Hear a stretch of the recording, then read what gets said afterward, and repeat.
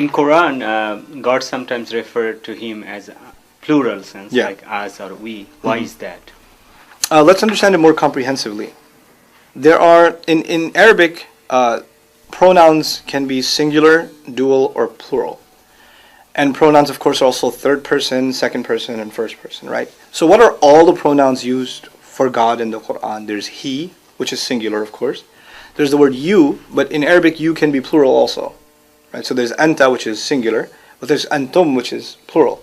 So the singular you is used, the singular he is used, I is used, which is obviously singular. So the only plural pronoun used is we. First of all, we say this is not a literal plural. And why not? Because if that was literally plural, we wouldn't just find the word he, we would also find they.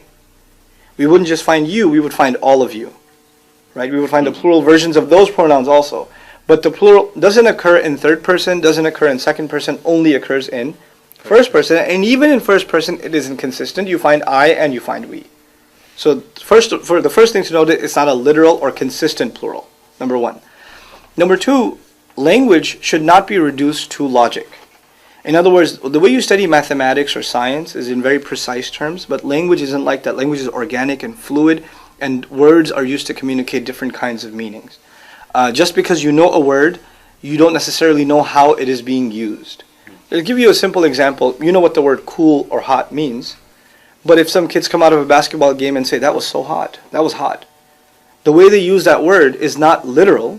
They don't mean the temperature was very high inside the basketball gymnasium. What they mean was they enjoyed themselves. That was a great game. In other words, you cannot reduce language or the use even of a word to its literal meaning. Now, when we come to this idea of the word we, the question really is, how is it used in the Quran?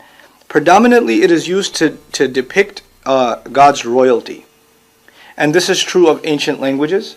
A king would speak, and if he's declaring something formal, he wouldn't say, I have declared, he would say, thus we have declared. So it's associated with royalty.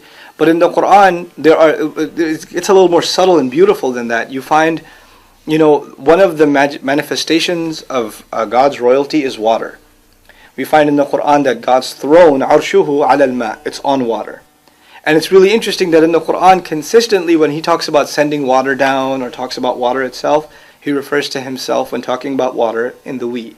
In other words, he refers to his throne associated with water, and he uses the royal terminology we pretty much consistently whenever he talks about water. That's just one example. When he talks about providing, when he talks about his kingdom over things, his creative power, you'll find the word we.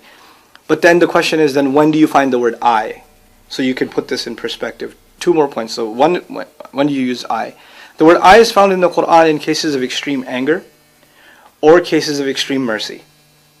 So that's an interesting nuance between the we and the I. And finally, what's really remarkable is whenever you find the word we in the Quran for God, right before or right after you will find a singular word for him, like the word Rabb, which means master, or the word Ilah, which means the one to be worshipped and obeyed, Ilahun Wahid, Allah. You'll find one of these singular words used explicitly right before or right after, so the reader is never left to even imagine, is this talking about more than one?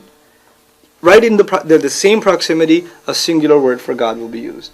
To let the reader know this is not literal, this is to express another meaning. Or this is to express the royalty of Allah or to express majesty and things like that.